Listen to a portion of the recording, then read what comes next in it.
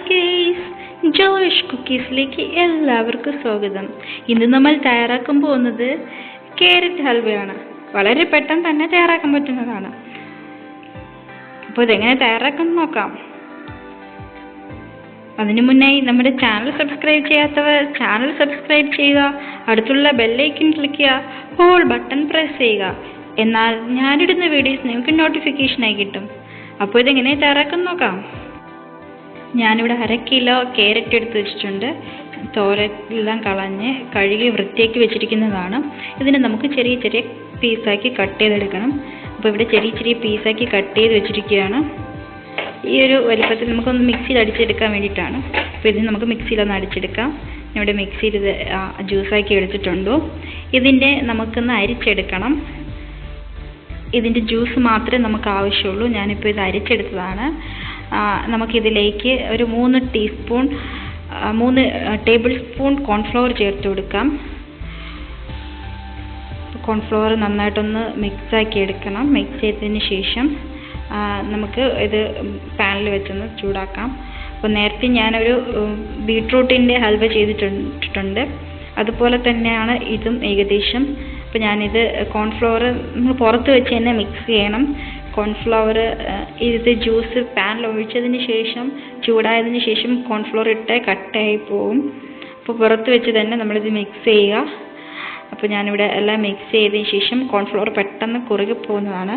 അപ്പോൾ മിക്സ് ചെയ്തതിന് ശേഷം നമുക്കിതൊന്ന് പാനിലേക്ക് പാൻ ചൂടാക്കാനൊക്കെ വെച്ചിട്ട് പാൻ ചൂടാകുമ്പോഴത്തേനും നമുക്ക് ഈ മിക്സ് ഒന്ന് അതിലേക്ക് ഒഴിച്ചു കൊടുക്കാം.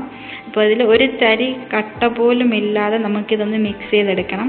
ഇപ്പോൾ കണ്ടില്ലേ, ഇതുപോലെ ഒരു തരി കട്ട പോലും കാണാൻ പാടില്ല. അപ്പോൾ ആ ഒരു രീതിയിൽ നമുക്കതൊന്ന് മിക്സ് ചെയ്തെടുക്കാം. ഇപ്പം ഞാനതെല്ലാം മിക്സ് ചെയ്ത് ഇവിടെ പാൻ ചൂടാക്കാനായിട്ട് വെച്ചു. ഈ പാൻ ചൂടാകുമ്പോഴത്തേനും നമുക്ക് ഇത് ഒഴിച്ചു കൊടുക്കാം. ഇവിടെ പാൻ ചൂടായിട്ടുണ്ട്. ഇതിലേക്ക് നമുക്ക് ആ മിക്സ് ഒന്ന് ഒഴിച്ചെടുക്കാം. മിക്സ് ഒഴിച്ചിട്ട് നല്ലതുപോലെ ഒന്ന് ഇളക്കി കൊടുക്കാം. നല്ലതുപോലെ ഇളക്കണം.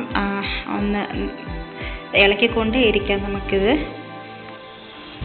ഇതിപ്പോൾ നന്നായിട്ട് ഇളക്കി കൊടുക്കാം. ഇതിലേക്ക് ഞാൻ 1/2 കപ്പ് പഞ്ചസാര ചേർത്തു. പഞ്ചസാര കൂടെ നന്നായിട്ട് അലിഞ്ഞ് കിട്ടണം. അപ്പം നമുക്കിത് ഇളക്കിക്കൊണ്ടേ ഇരിക്കാം. പഞ്ചസാര പെട്ടെന്ന് അലിയുന്നത് തന്നെയാണ്. അപ്പം നമുക്കിത് ഇളക്കി ഇതൊന്ന് കുറുകി വരണം. നല്ലതുപോലെ കുറുകി എടുക്കണം. അൽവേര പരുവമൊക്കെ ആകുന്നത് വരെയും നമുക്ക് കുറുക്കിക്കൊണ്ടേ ഇരിക്കണം. ഒരു 1/2 മണിക്കൂറോളം ഇത് കുറുക്കിക്കൊണ്ടിരിക്കാം. കുറച്ച് ക്ഷമ വേണം ഇത് കുറുക്കിയെടുക്കാനായിട്ട്. അപ്പോൾ നല്ലതുപോലെ നമുക്കൊന്ന് കുറുക്കിയെടുക്കാം. ഇത് ഇളക്കുമ്പോഴത്തേനും നമ്മൾ നെയ്യിട്ട് വേണം ഇളക്കാൻ. ഇടയ്ക്കിടയ്ക്ക് നെയ്യിട്ടുകൊണ്ടിരിക്കുക. ഒരു 3-4 സ്പൂൺ വരെ നെയ്യ് നമുക്കിതിലേക്ക് ചേർക്കാം. ആവശ്യാനുസരണം ഇത് നെയ്യിട്ടുകൊണ്ടേ ഇരിക്കുക.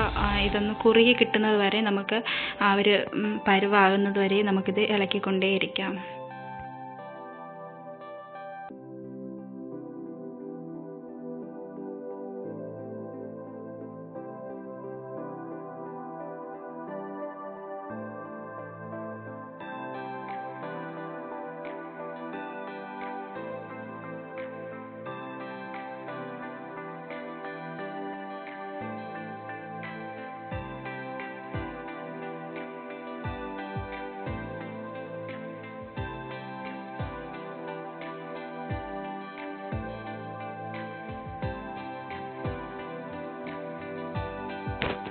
ഇവിടെ ഏകദേശമൊക്കെ ആയിട്ടുണ്ട്.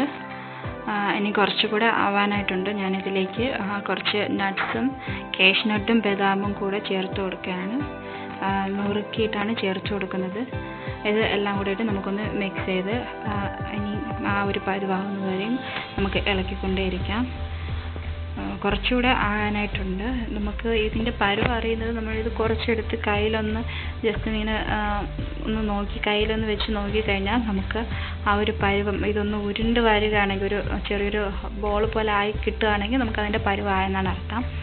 അപ്പോൾ നമുക്കിത് കുറച്ചുകൂടെ ഇതിലിപ്പോൾ ആകാനായിട്ടുണ്ട്. അപ്പോൾ നമുക്കതൊന്ന് ഇളക്കി കൊടുത്തുകൊണ്ടേ ഇരിക്കാം. ഞാൻ പിന്നെയും നെയ്യ് ചേർത്തു. അപ്പോൾ ഇനിയും കുറച്ചുകൂടെ ഒന്ന് ഇളക്കിക്കൊണ്ടേ ഇരിക്കാം. ഇതിൽ നമുക്കൊരു 1/4 ടീസ്പൂൺ ഏലക്കപ്പൊടി ചേർത്ത് കൊടുക്കാം.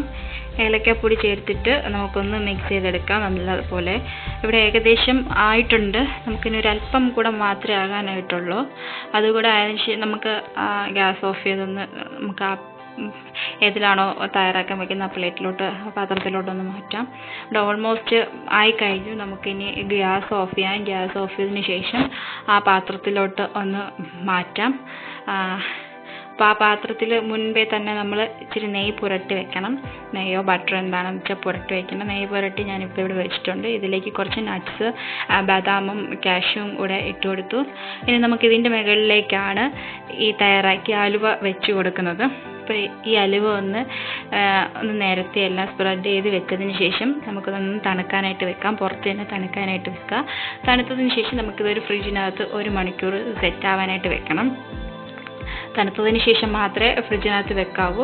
അപ്പോൾ ഇതൊന്ന് തണുക്കാനായിട്ട് പുറത്ത് തന്നെ വെക്കുക. തണുത്തിട്ട് 1 മണിക്കൂർ ഫ്രിഡ്ജിനകത്ത് സെറ്റ് ചെയ്തതിന് ശേഷം നമുക്കിപ്പം ഇത് കാണിക്കാം. ഞാനിപ്പോൾ ഇവിടെ എല്ലാം നിരത്തി കഴിഞ്ഞു. ഇത് തണുത്തതിന് ശേഷം ഫ്രിഡ്ജിനകത്ത് വെക്കാം.